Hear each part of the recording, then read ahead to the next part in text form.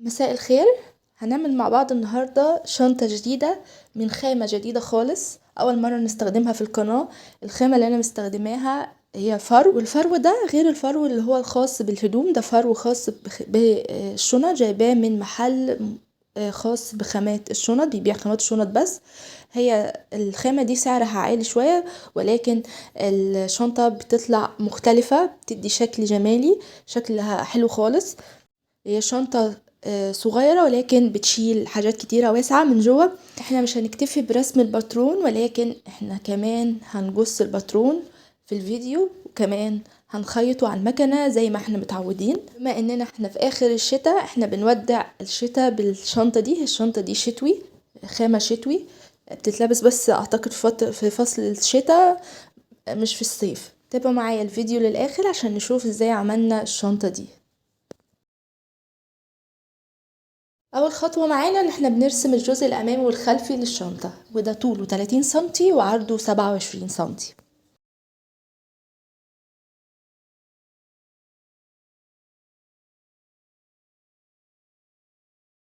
فطبيعي لما نتني الورقة هيدينا العرض هنا 13 ونص. بعد كده انا طبعا اطراف الشنطة بتبقى مدورة شوية، فاحنا هنجيب دايرة قطرها 8 سنتي، وال8 سنتي ده هنعملها من فوق ومن تحت نفس الدايرة.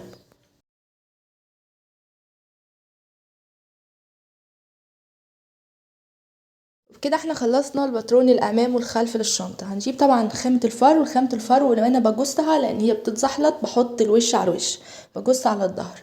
تمام. بجص 2 من خامة الفرو، و2 من البطانة، و2 من الحشو بتاعي. انا مستخدمة هنا الحشو اسمه الفايبر.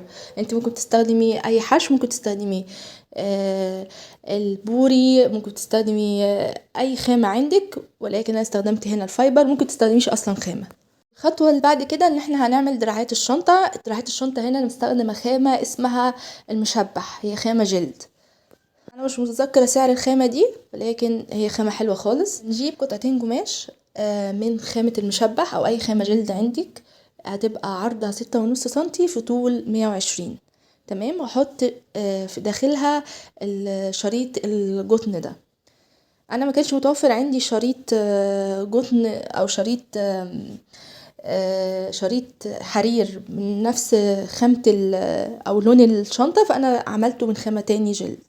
ويفضل ان هو الشريط يبقى حرير عشان انا الشنطة خروج، لكن انا مش متوفر عندي حرير بنفس لون خامة الشنطة، فانا عملته بخامة تاني جلد. انت ممكن لو متوفر عندك عادي توفر الخطوة دي. والخطوة التانية بنعمل غطا الشنطة. احنا الشنطة بتاعتنا فيها غطا خارجي كده بيغطي الجزء القدام من الشنطة، ده طوله 35 في عرض 13.5. هنجيب دايرة قطرها 13 سنتي، ونعمل من طرف واحد بس، الطرف ده مش من فوق، لان من فوق هيبقى عادي مستقيم زي ما هو.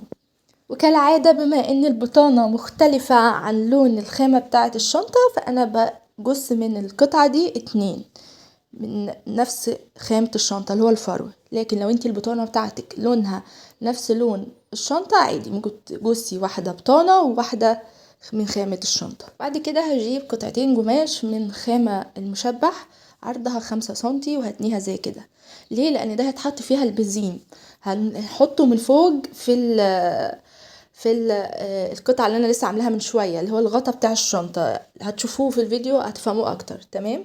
وطبعا انا من تحت بعمله كده مثلثين، من فوق بتبقى خط مستقيم، ومن تحت بتبقى جاية مثلث. تمام. وبحاول ان انا اخلي الاتنين نفس الحجم، ما يبقاش واحدة عريضة واحدة رفيعة.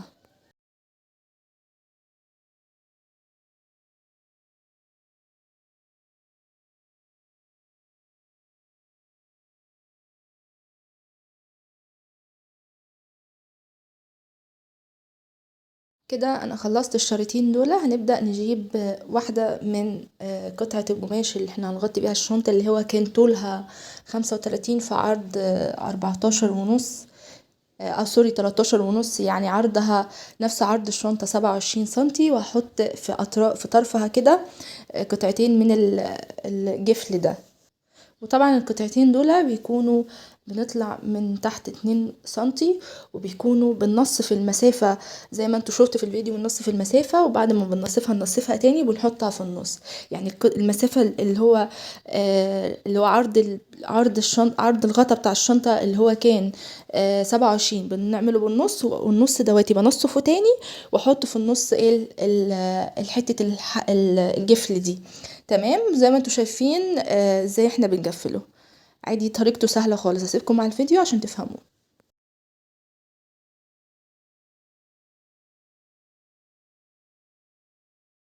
وبكده احنا خلصنا الجفل بتاع الشنطة. نعمل التاني عادي خالص سهل.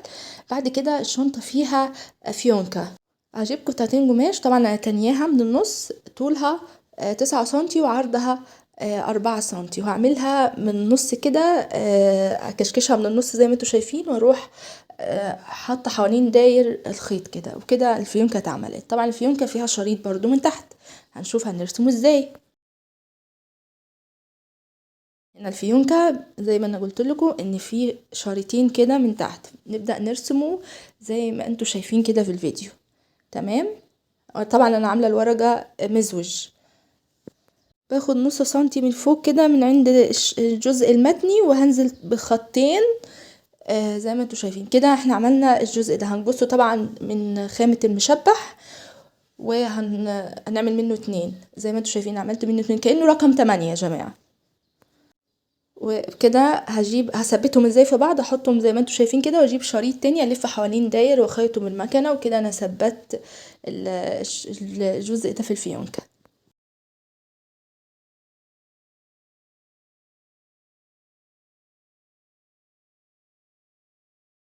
طبعا هنا انا بحط القطعتين على بعض لان انا قصاه منها قطعتين. تمام.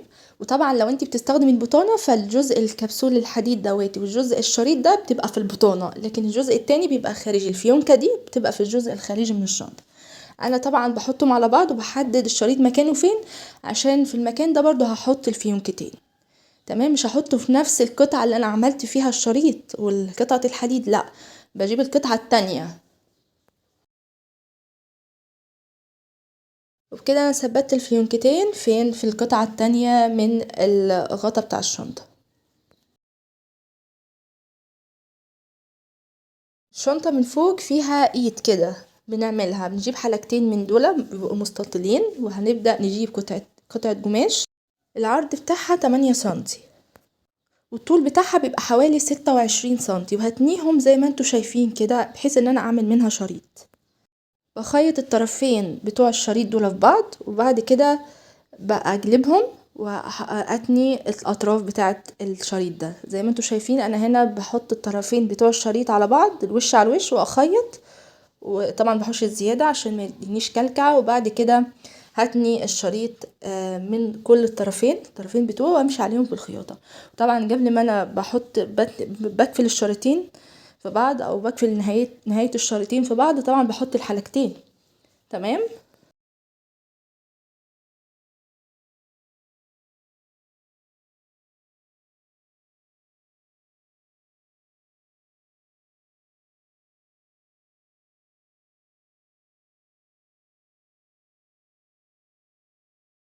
وبعد كده بجيب قطعة قماش تاني، آه عرضها برضو 8 سنتي. تمام. والطول بتاعها بحيث احطه على القطعة القماش يديني من كل الناحية 2 سنتي كده او 1 سنتي.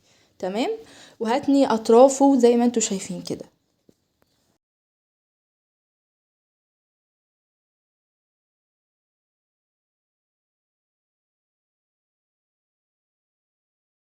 بعد ما اتني اطراف القماش ببدأ احط الوش على الوش واخيط، وبعد ما اخيط بقلب الشغل بتاعي بحيث يطلع معايا نظيف.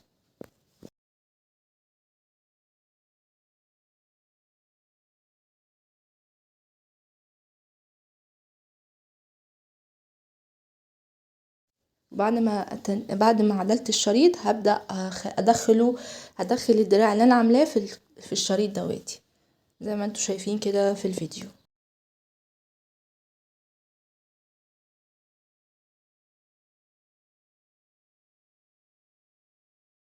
بعد كده الايد اللي احنا عملناها دي هنثبتها في هثبتها فين؟ في الجلاب بتاع الشنطة. بيكون على بعد كام؟ على بعد 10 سنتي من الجزء اللي فوق. بعد ما اعمل 10 سنتي بعمل خط كده واحدد النص، وهمشي في كل على يمين الخط اللي انا عاملاه ده 6 سنتي. تمام. وبعد كده هجيب الشريط وهبدأ اثبت، احطه كده، امرره من الحلقة واثبته في الطرفين. يعني اثبت الطرف الاول كده على المكنة، وبعد كده هجصه واثبت الطرف التاني. هو كالعادة الجزء ده مش محتاج ان انا اشرحه على قد ما محتاج ان انت تشوفه بعينك، وهتبدأ تفهم ازاي انا ثبت الدراع في الشنطة كده.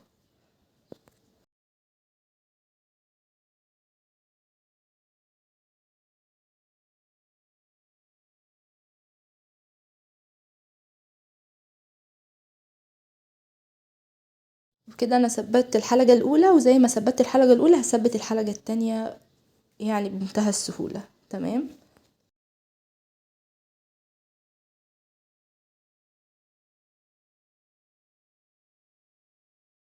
اخر خطوة في الجزء ده ان انا هجيب القطعتين الجلاب بتاع الشنطة اللي انا قصيتهم، اللي هم طولهم 35 في عرض 27 سنتي، وهنبدأ نخيطهم حوالين داير. بعد ما خيطهم حوالين داير هحط الحشو في النص. طبعا لو انت مش هتحط حشو فخطوة الحشو دي هتستغني عنها خالص، بس هو الشنط لما يتحط لها حشو بتبقى ماسكة نفسها وتدي شكل احلى. تمام. طبعا عرض الجلاب زي عرض الشنطة، فده هيتعبني او هيعوقني في الخياطة، فانا مشيت من كل طرف من الاطراف اللي فوق حوالي 2 سنتي، ونزلت حوالي 9 سنتي كده كأني برسم مثلث زي ما انتوا شفتوا في الفيديو. الخطوة اللي بعد كده هنعمل السوستة، وبعد كده الجمدان. السوستة بنعملها ازاي، او الجمدان عموما، ان احنا نجيب الجزء الامامي او الخلفي ونمشي حوالين داير بالمزورة. طلع معايا 113 سنتي. هعمل السوستة 50 سنتي والجمدان 60 سنتي، والعرض هيبقى 6 سنتي. يعني هجيب 4 قطع، 2 من الفرو واتنين من البطانة. العرض بتاعهم 6 سنتي وطولهم 50. وخلي بالي لان الفرو صعب جدا في القص، يعني انت ممكن تقصي حتة 50 تطلع 52، ممكن تقصي يطلع بالنقص، فاخلي بالي ان انا اقيس على طول. تمام. طلع معايا 50 سنتي كده. عملت 4 شرايط، ده الجزء اللي هيتثبت فيه ايه؟ السوستة. السوستة الكبيرة، ان الشنطة انا عاملاها من سوستتين، سوستة كبيرة وسوستة صغيرة. تمام. هجيب السوستة، وكالعادة ان انا بحط وش السوستة على وش خامة الفرو، وظهر السوستة على وش البطانة، وهخيطها. طبعا انا لازم هنا احط دبابيس لان الفرو بيتزحزح تحت المكنه وبيتمط، الخامه دي بتمط شويه، فيها مطه، فصعبه جدا ان انا اخيط على طول عشوائي، هتلاقي القماش بتاعك يعني اتبهدل. فانتي بتحطي طبعا دبابيس. انا ثبت الناحيتين كالعاده، وبعد كده بجيب الحشو بفتح كده الطرف ده واحط الحشو. بعد كده هنعمل الجمدان قلنا العرض بتاعه كام؟ يبقى نفس عرض السوستة، الجزء اللي انا ركبت فيه السوستة ده بشوفه كام واعمل قطعة قماش نفس العرض. طب الطول بقى عندي كام؟ لا الطول مختلف، هنا 60 سنتي. هجيب بقى الجزء بتاع السوستة اللي انا لسه مخيطاه، احط وشه على وش ايه؟ الجمدان. والبطانة بتاعة الجمدان بحطها على ظهر ايه؟ ظهر ال يعني وش البطانه بتاعت الجزء اللي تحت بتتحط على ظهر السوسته. يعني الجزء بتاع السوسته بيبقى في النص كانه ساندوتش، وشه على وش الجزء اللي من خامه الشنطه، وظهره على وش البطانه. تمام. واخيط من الناحيتين زي ما انتم شايفين. طبعا قبل ما احط الحشو لازم ان احنا نعمل الجيوب بتاعه الشنطه، لان فيها الجيوب وفيها كور فرو كده. هجيب قطعتين قماش العرض بتاعهم بيبقى اكبر من عرض الشنطة. يعني انا عندي عرض الشنطة 14، فانا خليت عرض الجيب ده 20 سنتي عشان هعمل كسرتين من تحت في الجيب. والطول برضو 20 سنتي، ممكن تقللي على المسافة دي في الطول عادي خالص. بعد كده بجيب بقى بطانة، عندي البطانة دي انا مشترياها، هي بطانة جوتن، حطيت وشها على وشها وبديت وش البطانة على وش قطعة الفرو، وهبدأ اخيطهم. بعد كده اخد سن ابرة، وبعد كده ان انا ما عنديش المكبس بتاع اللي بيعمل حتة الحديدة دي اللي بيعمل الفتحة في القماش، حطيت علامة في مكان الفتحتين اللي انا همرر منهم الخيط بتاع الكور، ومشيت حوالين داير بالمكنة زي ما انتوا شايفين اكتر من 70 مرة. تمام. وبعد ما امشي كده بالمكنة عليها حوالين داير، ببدأ اعمل فتحة في النص كده، ده مش هينسل معايا في الخيط، ولكن انت لو عندك مكبس هيبقى اسهل عليك، لكن انا ما عنديش مكبس فقلت اتصرف. تمام. هنا كده بنفتح الدايرتين زي ما انتوا شايفين، عملنا فتحة صغيرة خالص وما تنسلش وما عملش حاجة. تمام. بعد كده بحط الجزء اللي تحت، عايزة انضفه اللي احنا هنثبته في الشنطة، حطيته الوش على الوش وابدأ اعدل الشغل بتاعي. وبعد ما اعدل الشغل بتاعي عشان امرر الشريط، باخد خط من الفوق من عند بعد الدايرة بشوية بكام ملي عشان امرر منه الشريط. هنا وزي ما انتوا شايفين الدايرتين اللي انا عاملاهم باخد اكفلهم كده بحيث يبقوا يعني ده مستطيل لوحده والمستطيل اللي تحت لوحده. تمام. بعد كده هبدأ اجيب الكور دي انا جايبة 4 كور، جايبة الكورة الواحدة ب5، يعني الاربعة ب20. تمام.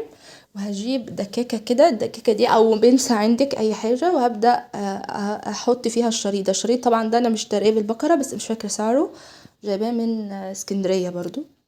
تمام.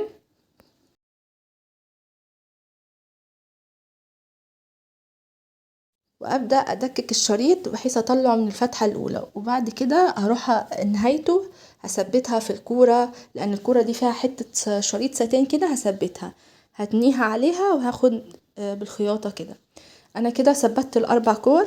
وطبعا الشريط هنا طوله كام؟ الشريط طوله هنا 25 سنتي، انتي ممكن تعمليه اقل من كده بس انا حبيت ان هو يبقى كبير، يبقى شكله احلى. بعد كده هجيب الجمدان والسوستة، هحط النص على النص كده. وبعد كده هنزل من فوق 28 سنتي. ليه؟ عشان هحط الجيب بتاعي. تمام. طبعا حددت ازاي هحط انهي حته احط، وبعد كده حطيت الجيب على الخط اللي انا عاملاه، وهبدا اخيطه حوالين داير. اخيط الناحيه اليمين والناحيه الشمال، ومن تحت وانا بخيط بحط كسرتين، لان انا سايبه كسرتين او سايبه 4 سنتي، كل كسرة 2 سنتي. واخلي بالي وانا بخيط الجيب ان انا بشيل البطانة خالص بتاعة الجمدان، بخيط على الخامة الفرو بس. انا عملت نفس الشنطة دي ولكن بخامة الجنس طلعت برضو حلوة، بس خامة الجنس وانت بتعمليها تحاولي ان انت تعملي رسومات عليها عشان تدي شكل حلو. انا هعمل الفترة الجاية شنط جينز وهرسم عليها بالقصاقيس القماش، ان شاء الله تعجبكم وتبقى مشروع حلو ليكم، باب رزق ليكم، بحيث الناس اللي مش متوفر عندها الخامات دي ممكن تستغل اي بواقي قماش عندك، اي قصاقيس قماش عندك، تعملي منها شنطة حلوة برضو وتطلع شكلها احلى وعملية اكتر من الشنط اللي بالخامات دي على فكرة.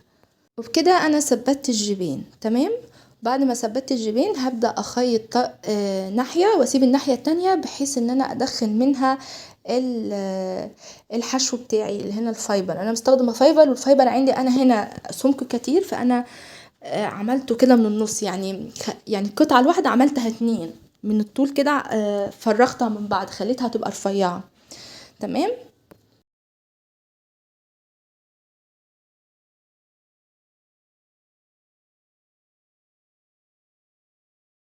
كده انا خلصت الجمدان والسوستة بتاعي. تمام. هنبدأ بقى نجيب الجزء الخلفي نثبت فيه الدراعات اللي انا عملتها في اول الفيديو، نثبت فيه الجلاب بتاع الشنطة. تمام. هجيب قطعتين قماش باي طول انا حباه مش هتفرق، وهجيب قطعتين برضو تاني حديد مستطيلين هبدأ اثبتهم في طرف الشنطة من تحت. تمام. بيبقوا برضو على نفس البعد زي ما انتوا شايفين كده، انا عملتها عشوائي بس، يعني قولي مثلا على بعد 3 سنتي من خط النص بتاع الشنطة.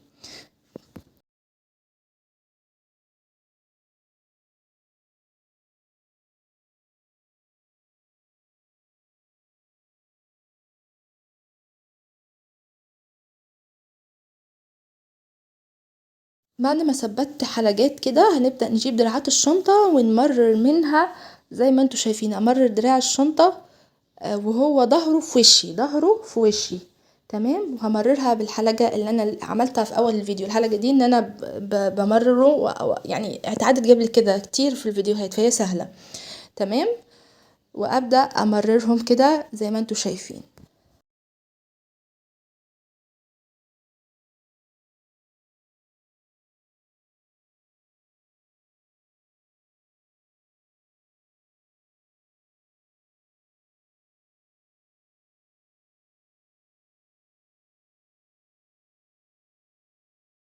وبكده انا ثبت اول طرف لدراع الشنطة، هثبت الطرف التاني وده هثبته من فوق. هثبته من فوق ازاي؟ هنزل من فوق كده حوالي 4 سنتي، وهجيب شريط حرير بالعرض اللي انتوا شايفينه كده بالفيديو، وهبدأ اثبت الدراعات فيه. بس قبل ما اثبت الدراعات ان انا بثبت الاول الغطا بتاع الشنطة.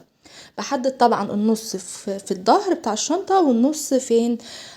في الغطا بتاع الشنطة. احط النص على النص، وطبعا النص ده اللي هو الغطا بتاع الشنطة بيكون على بعد برضو 3 سنتي. تمام. وبحدد النص هنا والنص هنا واحطهم على بعض واخيطهم بالمكنة زي ما انتوا هتشوفوا كده في الفيديو.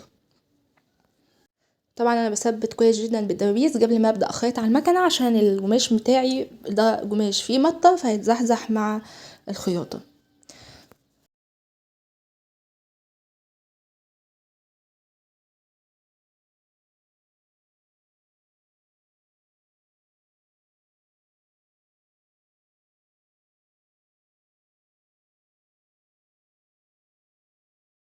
وبكده انا ثبت الغطا بتاع الشنطه.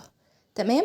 واخلي بالي وانا بخطي الجزء اللي تحت ده اللي هو 3 سنتي ما يتنيش على ناحيه الخياطه واخيط عليه. خلي بالي كويس جدا، اقصد ال4 سنتي اللي انا نزلت بيهم من فوق من الشنطه ما يتنوش وانا بخيط الجلاب وبخيط الدراعات بتاع الشنطه. خليهم مفرودين، يعني خلي ظهر الشنطه كله مفرود، مش ال4 سنتي بعد ما خيط الاقيها نزلت تحت في الخياطه. تمام. وبكده انا ثبت الدراع الاول، هنبدا نثبت الدراع التاني. زي ما انتوا شايفين الدراع انا بثبته بالطريقه دي.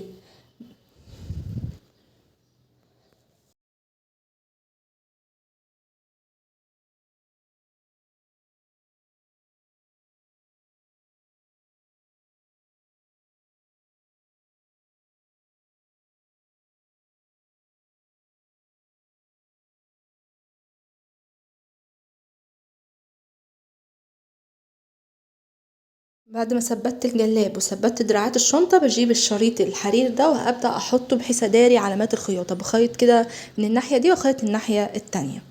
تمام. وهنا طبعا القماش اللي انا مستخدماه فرو، فعادي ان انا ممكن اخلي الغرزة ضيقة شوية. تمام. بعد ما خلصت ثبت الجلاب وثبت دراعات الشنطة هجيب الفايبر واحطه على احشي بيه الشنطة، احطه في ظهر الشنطة، وبعد كده احط البطانة واخيط حوالين داير. كده انا خلصت الجزء الخلفي من الشنطة. انا طبعا مخلصة الجمدان والسوستة، هبدأ اثبتهم زي ما احنا عارفين وتعاد قبل كده في فيديوهات كتيرة بثبت الجمدان والسوستة في الجزء الخلفي. وبكده انا خلصت نص الشنطة. واخلي بالي ان انا مش بثبت الجمدان والسوسته في الجزء الخلفي بشكل عشوائي، لا انا بحط النص هنا على نص هنا. يعني بحط الطرفين بتوع الجمدان والسوسته اللي انا مخيطه منهم الطرفين دول بحطهم على بعض، واحدد النص فوق والنص تحت. وكذلك في الجزء الخلفي من الشنطه ببدأ ان انا احدد النص فوق والنص تحت. واخلي بالي وانا بخيط الدراعات من فوق بتتحط على النص اللي عند السوستة. تمام. والدراعات من تحت بتتحط على الجزء بتاع الجمدان. وخلي بالي وانا بخيط كويس. تمام. وبعد ما ثبته ببدأ انضف شغلي بسفيفة، او لو انا عندي اوفر ممكن اصرف حوالين داير. بعد كده بنعمل الجيب اللي هو موجود في الجزء الامامي من الشنطة. هجيب قطعتين قماش، القطعة الاولى بيبقى عرضها 25 في طول 10 سنتي، والقطعة التانية برضو عرضها 25 سنتي وطولها بيبقى 14 سنتي. والسوستة عندي بتبقى عرضها هنا مش 25، بنقلل منها خليها 17 سنتي. ليه؟ لان هحط في طرفها في كل طرف من اطرافها قطعتين من القماش بنفس المقدار اللي انا نقصته من العرض بتاع السوستة. يعني انا السوستة المفروض كانت تبقى 25، لا انا خليتها 17، والباقي اللي هو 8 سنتي في فرق 8 سنتي بعمل من هنا 4 سنتي قطعة 4 سنتي، والناحية التانية قطعة طولها 4 سنتي وعرضها عرض السوستة. طبعا انا عاملة هنا اكتر من العرض وهبدأ اقيس عادي خالص. انتي ممكن تعمليها عادي بنفس العرض اللي هو 4 سنتي في طول 3، لكن انا عملت قطعة قماش كبيرة وبدأ ان انا اصفيها في الاخر. ده عادي خالص يعني.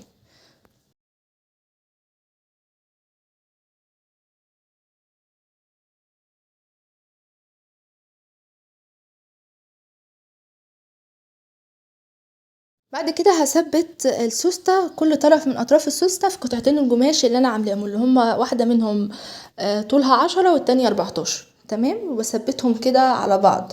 تمام، القطعة اللي هي طولها صغير اللي هو 10 سنتي بتبقى من فوق، هغطي بيها السوستة لان السوستة عندي هنا متغطية.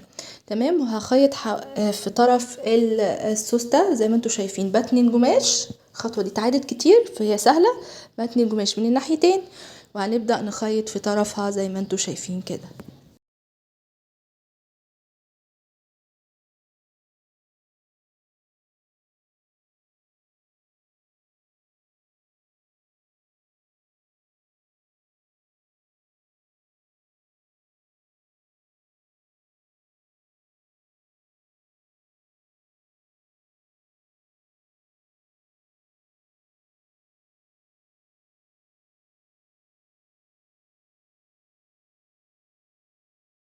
بعد ما خلصت نضفت شغلي ونضفت الجيب بتاعي، هبدأ ان انا اعمل في الاربع اطراف بتاع الجيب ده مربع. المربع ده طوله 3 سنتي وعرضه 3 سنتي في كل الاطراف بتاعت الشنطة. يعني هنا عملت بنفس المربع اللي انا عملته، باخد عليه اسطمبة وابدأ اقص برضو نفس المسافة 3 في 3. وبعد ما خلصت كده هنبدأ ان احنا نحط وش المربع اللي انا عاملاه دواتي، هحط وشه على وشه واخيط. وكذلك من خامة الشنطة الوش على الوش واخيط كده زي ما انتوا هتشوفوا في الفيديو. بصوا، حطيت وش على وش وخيطته، والناحية التانية كذلك هحط الوش على الوش وهبدأ اخيط كده.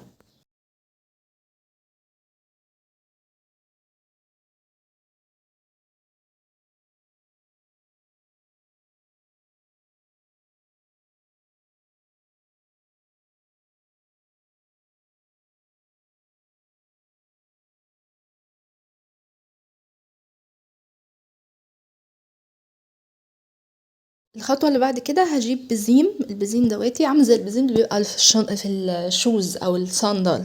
تمام، وهعمل شريطين زي ما انتوا شايفين كده في الفيديو. طولهم كام؟ 14 سنتي، وعرضهم بيبقى عرض الفتحة بتاعة البزين دي. تمام، وهحطها زي ما انتوا شايفين كده في الجزء اللي تحت، مش الجزء اللي فوق، لا الجزء اللي تحت اللي هو مفهوش نجرة كده او حفرة في حتة كده حفرة، لا احنا الجزء اللي تحت. تمام، وهبدأ اثبته كده، وطبعا هحوش البطانة وانا بثبت. وطبعا الخطوة اللي هي مش متصورة هنا ان انا كنت حاطة حتة حديد او مغناطيس، جفل مغناطيس في الشنطة في البتاع، انا ثبته برضو جنب في اطراف في اطراف يعني تحت السوستة في الطرف بتاعها كده ببدأ اثبتها. تمام، وبكده خلصت الجيب. هبدأ اثبته اخيطه حوالين داير في الشنطة زي ما انتوا شايفين كده في الجزء الامامي.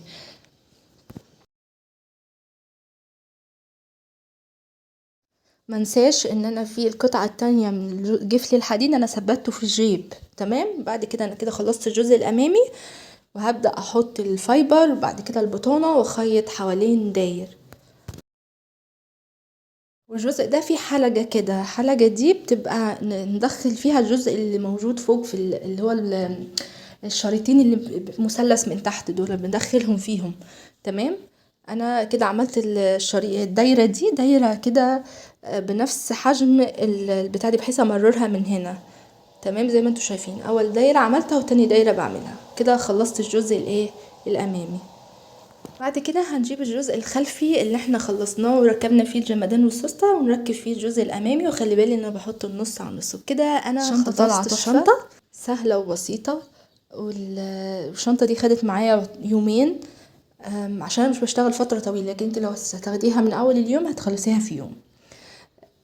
زي ما انتوا شايفين كده انا الجزء التاني من الحته الحديد دياتي ما كانتش باينه، ما كانتش ظاهره يعني في الفيديو، ما عملتهاش او ما صورتهاش، فهي موجوده بتبقى موجوده كده في المكان ده. خلي بالنا واحنا بنخيط ما ننساهاش. اتمنى الفيديو يكون عجبكم. ما تنسوش بقى اللايك والشير والسبسكرايب. واي حد عنده افكار عايز اني اعملها الفتره الجايه، افكار شنط اي حاجه في المجالم، يكتب لي وانا هرد عليه وهعمل فيديو ان شاء الله عن كل استفساراتكم.